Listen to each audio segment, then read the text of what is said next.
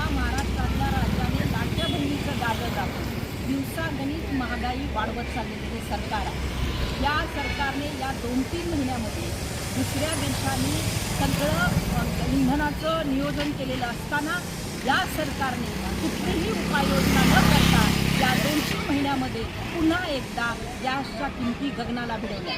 आता काल परवा 29 रुपयांनी वाढ करून आमच्या महिलांच्या डोळ्यात पाणी आणायचं काम या सरकारने केलं. म्हणून आम्ही पुन्हा जे अच्छे दिन म्हणून मोदी सरकार सगळीकडे गाजावाजा परदेशात करत आहे, त्यांना जागा दाखवण्यासाठी आम्ही आमच्या लाडक्या बहिणीला चुली सप्रेम भेट देत आहोत.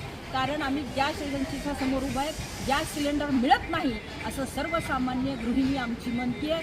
त्यामुळे या सरकारचा करावा तितका निषेध कमी आहे आणि पुन्हा या आमच्या लाडक्या भगिनींना धुराच्या खाईत लोटण्याचं पाप या केंद्राच्या सरकारने केलं आहे. त्यामुळे आम्ही त्यांचा निषेध